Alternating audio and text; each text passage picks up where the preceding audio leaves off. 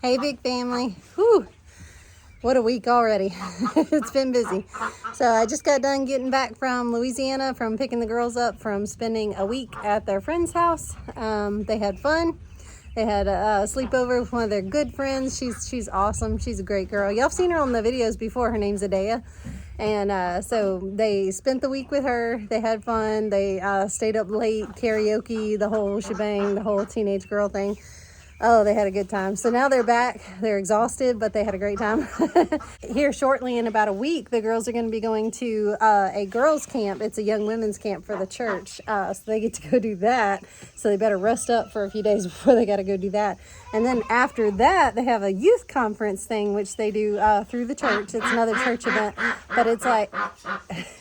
It's like a lot of different teenage boys and girls throughout the whole area, like a huge circumference area, and throughout all of our, wide area of our church. They all get invited to come and learn, and they get, to do kind of like skill building, I guess you would call it. They learn skills, they read scripture. It's going to be really focused on scripture, and it's going to be really good. It's a great thing our church does. But that's what they got to do right after they go to girls camp for a week. They got to do the youth conference thing a few days after that. And then I think a week after that, we have Lily getting her braces off, which I'm super excited about. Yay. And that same family, and I hope I get to record this part, that same family, the Adea's family, her parents have agreed to do like a switcheroo. We're going to do kind of a swap. Because when I went to go pick them up and talk to their parents today, they were talking about how they want to give Avery their Jersey Giants. So Jersey Giants it's the biggest breed. I think it is the biggest breed. It's one of the biggest or the biggest breed of chicken that there is. Like the biggest breed.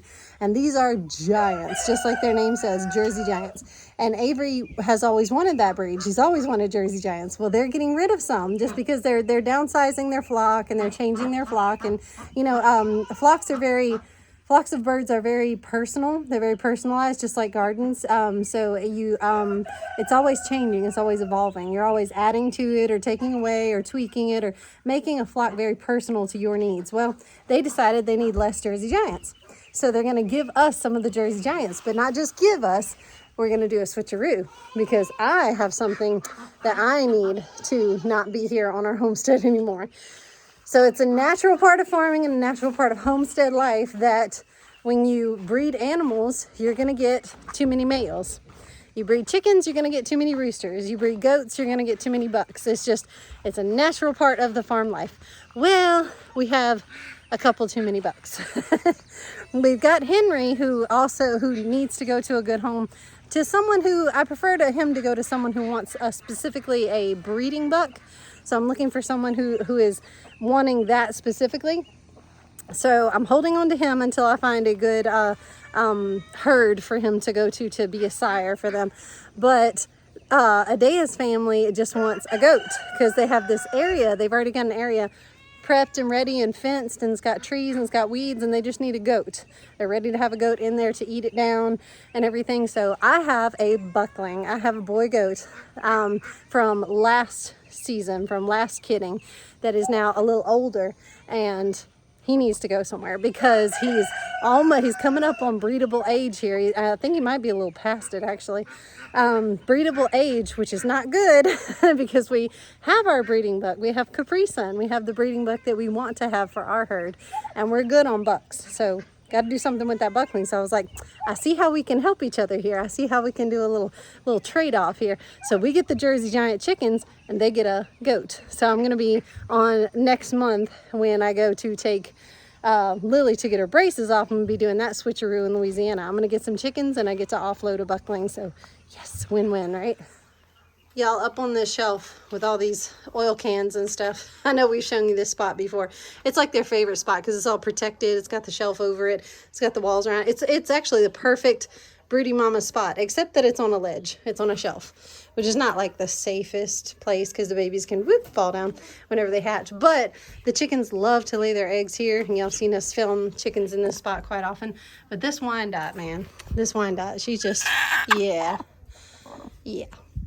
Picturesque and pretty, but I'm worried that she may have gone broody on me. Ugh. Please don't go broody. Look, well, we don't need any more. We don't need any more. I think we're up to like 70 chickens now. Mama, no. Mama, no. Let me see. Oh, no. Yep. She's got eggs up under her. She's making the noise. I think she has gone broody. And Wyandottes are great mamas in my experience. They've always been just awesome. No, that's none of your business, baby. Pepper, is that you? Let me see the feet. Oh, yeah, she's going to peck you, Pepper. She's going to tell you back off, Pepper. Mama Pepper also wants to be a mama. She wants to be in everybody's business. Pepper, no. Pepper, you have already been a mama. Don't you remember? You had all the I'm a Survivor babies. You came from I'm a Survivor. Remember? You hatched out all the little I'm a Survivor babies, and you did great, and that was your time to shine. But look, these are her eggs, and she wants to keep them. Yeah, she's going to fight you for them. No, baby. Pepper, it's time to back off, baby. Come on. I'm sorry, Mama. I'm sorry, Mama. I'm sorry. We'll leave you alone now. Come on, Pepper. Come on. I'm sorry. It's for the best, baby. It really is. I've got to somehow talk that Wyandotte out of being broody, but I've got to keep you from being broody. You're always wanting to go broody, so I've got to keep you from going broody. And y'all, we do take their eggs when we don't want them to hatch out babies. We do take their eggs, but the problem is they're just going to do it again. They're just going to accumulate more eggs, and they're going to sit on them again and try it again and again. And some chickens just are so stubborn, and they have that instinct so hardwired into them that until you give them some babies, they ain't going to quit. So you may as well just go get a Tractor Supply chick or something and slip it up under them and say, congratulations, you're a mommy, and then maybe they'll quit. And I just realized that I never actually updated you guys on the dogs very much. So how about we go over that and give you a little update on what's happening with that. Miss Ellie Belly is still alive and well. She's a fat, happy baby.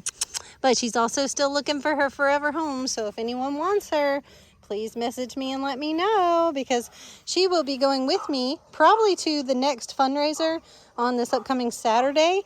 And we'll be looking for her new home, for her new owners. And I'll be... I'll have a sign up saying that she is up for adoption, and I'll be asking everybody that walks by the booth if they would like to have her. I'll be bringing her out there with me to show her off and let her snuggle on people and sniff on people. But yeah, so far so good. She's just still trucking along. She's very happy to have that growth off of her neck. That has healed up completely. And I think she's happier now that she's spayed too. She doesn't have all those like hormones raging through her body. She doesn't have to worry about any of that. So I think she's much happier. I'm out here walking her while I'm talking to y'all. Adoptions are going really, really well.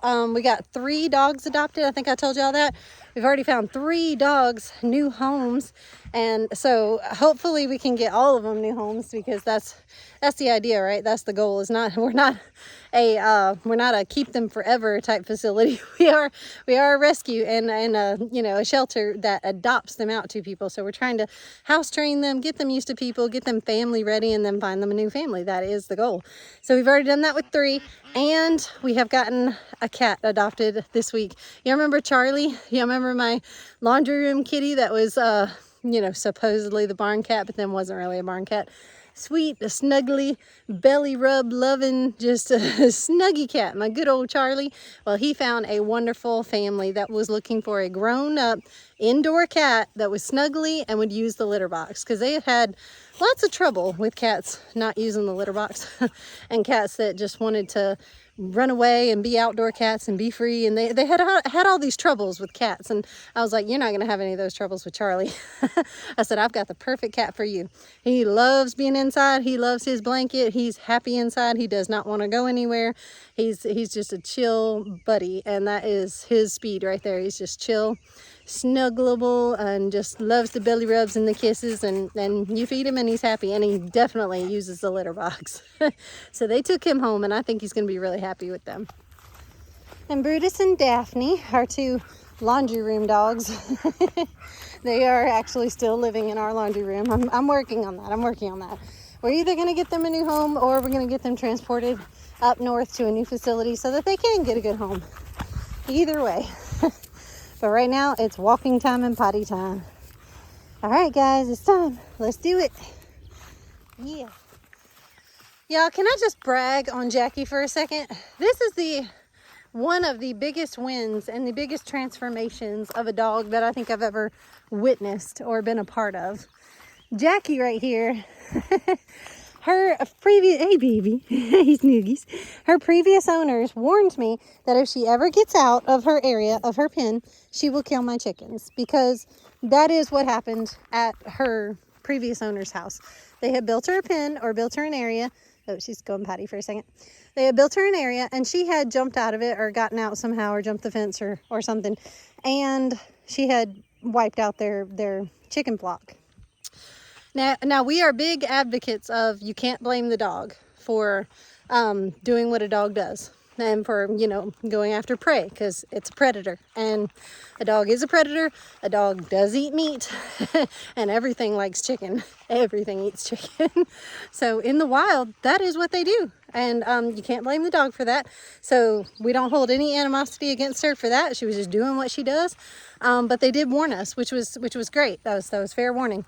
So ever since then, we have been very cautious with Jackie. So we made sure we found out that the pen will not hold her. That you know, we have kennels in the back, and I'm not going to show you guys the kennels yet, because I don't know if Wes wants to do a big reveal on that and kind of show you guys his work of what he has done, because he has a video about it, a partial video of, you know, the making of the kennels. But our house is only so big, y'all, and 13 dogs or more. At one point we had more. They don't fit so well in a house with as many people as we have. We have a big family already, and then all those dogs run out of space quick. So naturally we had to build kennels in the back. Beautiful kennels though. We wanted something that was bigger than the average like veterinary kennel, you know. We wanted more like a dog run, more like a doggy play area. And that's what they have. And we make sure each one has, you know, a good, nice, large dog house, and we make sure they have adequate shade. Of course, they're fed and watered every day. That's a given. And, you know, they're checked on and loved on every day, and they're right beside their friends. They can smell and touch and play with the other dogs through the cage next to them. And, they, you know, they go on walks, and it's not, I mean, it's not as good as living in a house, but it's the next best thing. But anyway, the kennels, we found out that, you know, Jackie can't be contained by a kennel. She will jump right over. It doesn't matter how high you build that fence, she will climb it. So she can't be contained by that. So we started working with her. We started finding other ways. She stays in our bedroom at night. She sleeps with us in our bed. We made sure that she got along with most other dogs. There's some dogs that she prefers not to be around. You know, you're not going to like everybody. You're not going to get along with everybody. So there's some dogs that her personality and theirs, they just don't click, you know, they clash. And that's okay. She's allowed that. We're going to allow her that.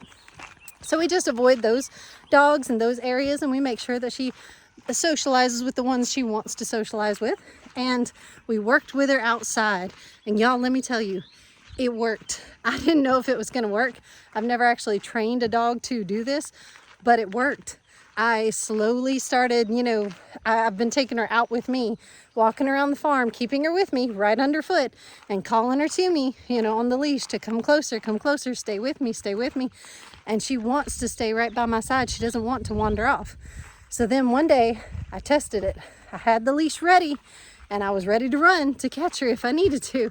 I led her way away from the chickens, and I took her off the leash, and I said, walk with me.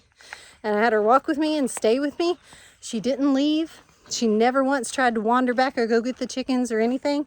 And when I say house, she comes back home to the house with me and walks to the door with me. I don't know if y'all consider that miraculous, but I do. She is an absolute just farm dog, you know. She loves to come outside when I want to go out with her to take her potty. She'll walk down this driveway with me. She'll walk around the gardens with me. She wants to know where I'm at. She wants to stay up underfoot. She doesn't want to lose me. And then when I say, okay, it's time to go house, she'll walk back to the door with me and go back inside. She doesn't try to bolt or wander off or leave or go get into anything she's not supposed to. And all I have to do is call her name. If she starts to just get distracted or stray a little, I just say, Jackie, and she's instantly back with me. Like instantly. Like I can just call her name and she comes to me. I've never seen that happen. Like I've never been a part of that. I've never actually taught a dog to be that way. And it's just, she's turned out to be like the easiest dog. She's just so easy. And the snuggliest. Oh my goodness. Y'all should see her snuggle. She snuggles like a person.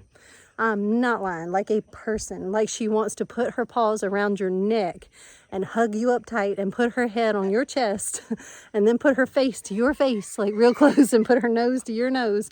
And she wants to kiss and hold, and she wants you to physically just love on her and pet her to sleep. And then she'll snore on you. Behold the massive little flower bed of Miles. Do y'all see this? Oh, isn't that pretty? Oh, that's lovely. This is the first one to open. Others here are following suit, starting to get bigger, starting to open. But this thing is massive. It's taller than I am. It's taller than Wes is. And it started out as an itty bitty plant and it soon passed him up. He couldn't even believe it. He's like, Mama, my flowers are taller than me. See? These things go way above my head and even above Wes's head, but it very quickly passed up little Miles. He kept looking up and up and up, and he said, how tall are they going to get, Mama? I didn't think that little plant had it in it. He thought that little plant was going to stay little forever. I tried to tell him, y'all. I tried to tell him. I told my little kids this past Sunday when I was helping to teach them in church. That's what I don't know if those of you who are like new to my channel and don't know that about me, I'm the primary president of my church. So I lead the primary, which is the little kids, you know, that's the little kids classroom at church. And I teach them and help, you know, lead them and sing songs with them. That's what I do. That's my job at church. But I was telling them this past Sunday, I said, y'all know that it's the season for sunflowers. I said, if you want to go to the store, dollar store, whatever, anywhere that you can find a package of sunflower seeds, any sort of sunflower seeds, it is the season to get the sunflowers in the ground. They love the heat. They do great through the summer. It's the time to plant you some sunflowers. By the way, guys, this is all holy basil. This is my huge bed of holy basil. And I say huge, it's one big tub bucket thing. It's a big tub that I just kind of poked holes in the bottom and I filled it up with compost. I think it was a cattle tub. I think it was used for cattle water or something. We had it forever since Louisiana, but I used it as a planter, and that all is holy basil and it's doing great. I started all this from seed and I wanted me some medicinal holy basil. I'm going to use it for medicinal purposes and it's great for pollinators, so that should be a gloriously beautiful bed. Oh, how beautiful are the bachelor buttons. This is Blue Boy. It's called Blue Boy Bachelor Button. Oh, that's nice. And this is not even as many blooms as they used to have on it, and I see more blooms coming. Like it used to be flush full of blooms, like it flushed out real big, and now it has it's calmed down a little. I've made some bouquets I've picked off of it. I stole some flowers every now and then, but it's got more coming. See the little flower pods everywhere all over it.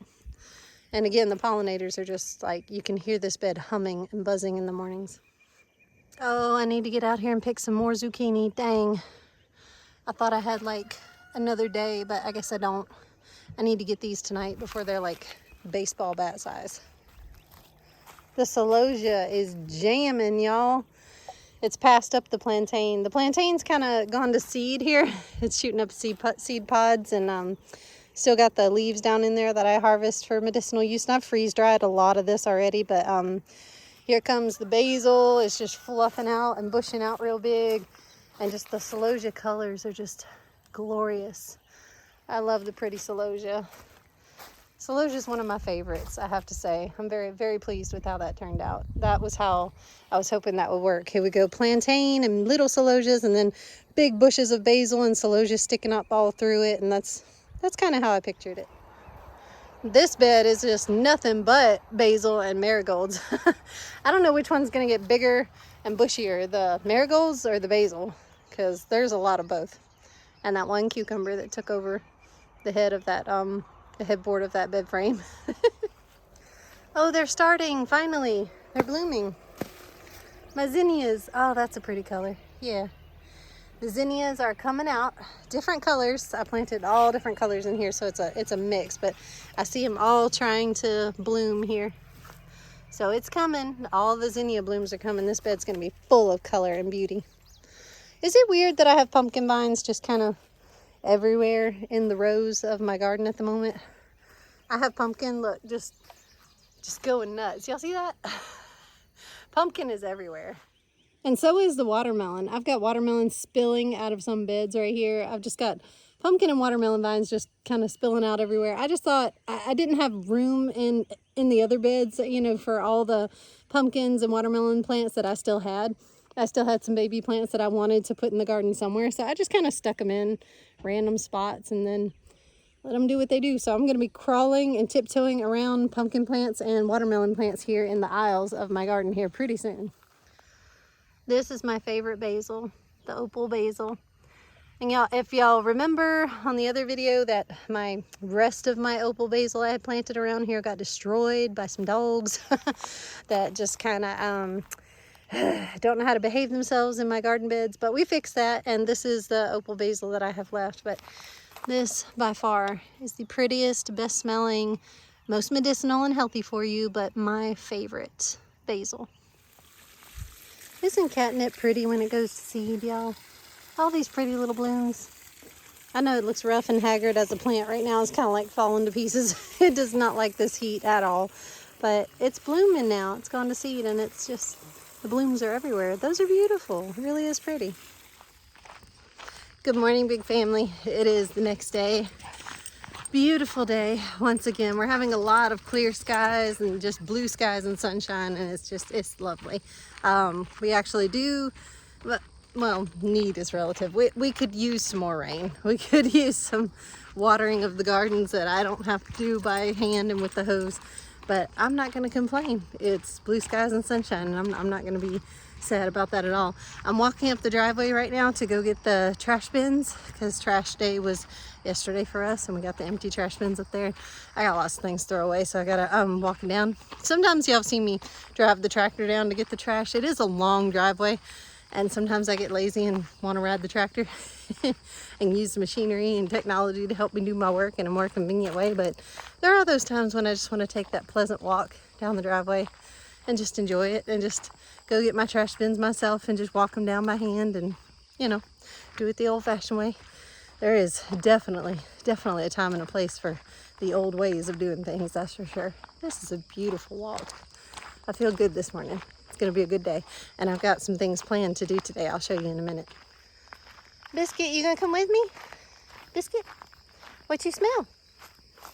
What you smell, baby? Yeah, you going to come with me? Come on. Let's go get the trash. What you see? What you see? She is on high alert. She's after something. She smells a squirrel or a bunny or something. Come on, baby. Let's get the trash bins. We have now come into the season in this little wildflower patch. We have now come into the time where the black-eyed Susans have kind of dominated and taken over. It used to be kind of a mix of different wildflowers poking up through here, but now it's just a lot of these black-eyed Susans, which are beautiful. I'll take it. That's lovely. A season for everything, right? And this is the spot where Miles and I threw out all those other flower seeds. We just chucked them out and wished them well in this spot so they can grow more different kinds of species of flowers. Another thing I love about my biscuit dog, she never goes farther than the gate. She always accompanies me to the edge of the road, and then she doesn't go in the road. And even if she starts to like venture that way, I just call her back. I say, "Come on, biscuit," and she comes on back. But she'll walk me to the mailbox. She'll walk me down to get the trash bins, and she won't go farther. She won't run off to the neighbor's property or anything. So that's another thing I appreciate about my biscuit. So y'all know how whenever I go on a trip, I recently went to Louisiana to pick up the girls. Y'all know how whenever I go somewhere far away, I always come home with something. It never fails. I always come home with something. Well, I did it again. I just pulled this out of the truck. I found this little wooden chair sitting by someone's trash can with a bunch of other broken chairs. And the other broken chairs were like, kind of beyond all hope, in my opinion, unless you wanted to completely start over and build a whole new chair. But this one looked pretty good. Like, it's in good shape. It's solid.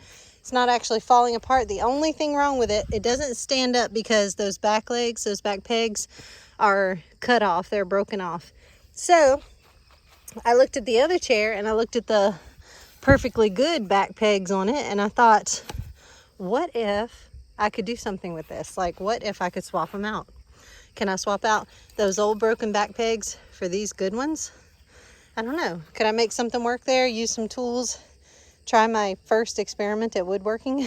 I'm not sure.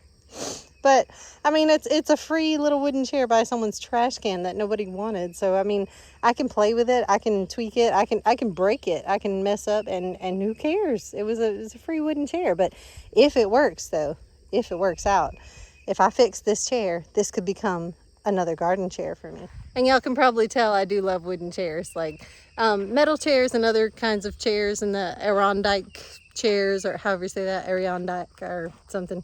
But all the other outdoor type of furniture is great, but I do love some wooden furniture. I love like a good wooden chair. That's why I love my wooden rocking chair. I love wooden chairs. So I'm gonna see what I can do with that. I'm gonna see what happens. Here's another thing I was so very, very excited to see. Do y'all see that? Those are grapes. This is a grapevine, and look. Oh, I know they've got spots on them and they don't look so, yummy. They don't look so enticing or good, but these are baby grapes. My grapevine is actually growing baby grapes on it. That's exciting. This is a very young grapevine. I just planted it this year, so not expecting a whole lot from it, but oh, the future. The future holds great things. Wonderful things in store. That's so encouraging to see those baby grapes. That's a good thing. So one of the things I had planned to do today actually was to plant some corn. I have this sweet corn seeds that I still have left over from the last time I tried to plant corn. It didn't go so well, so this time it's going to go a lot better. This time I have a pretty good bed prepped and ready. I just need to do a little bit of weeding. I need to get some weeds out because, I mean, the compost comes with weed seeds. That's just how it is. So I'm going to do a little bit of weeding, and then I'm going to plant some corn. And I do need to kind of hurry and be quick because the heat of the day waits for no one. And it's just slightly got that coolness in the air still going on, but that sun is starting to cook me a little bit. So I have to hurry up before it gets too hot.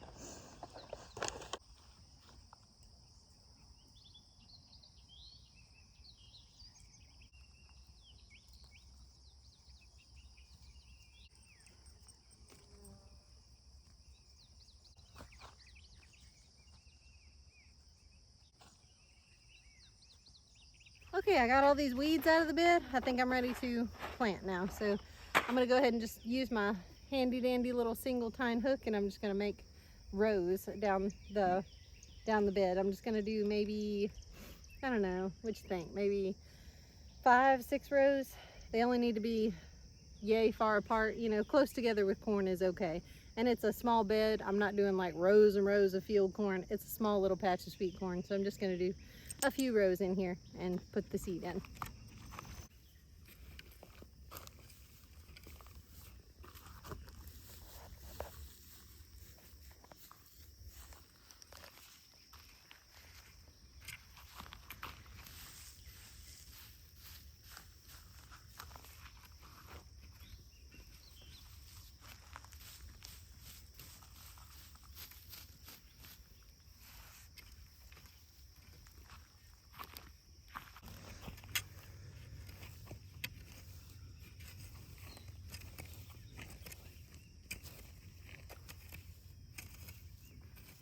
Okay, so not perfect rows, but I mean it's rows, and I was only able to fit 4.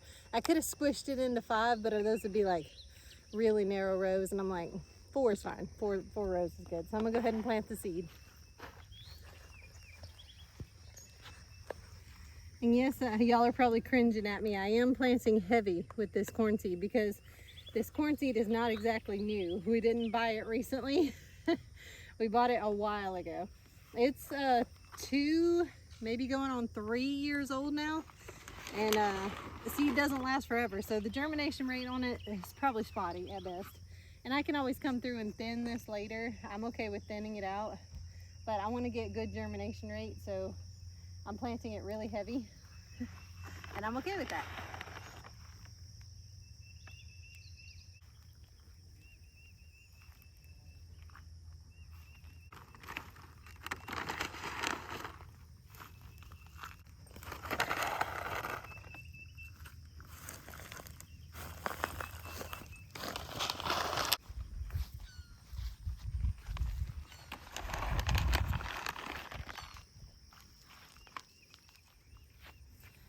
right, now we tuck the seeds in. And I'm just gonna kind of shuffle the dirt over the seeds. Not doing anything pretty, fancy, or special. Just literally throwing some dirt over the seeds, making sure they have good seed to soil contact. And that should sprout something. We should grow something, y'all.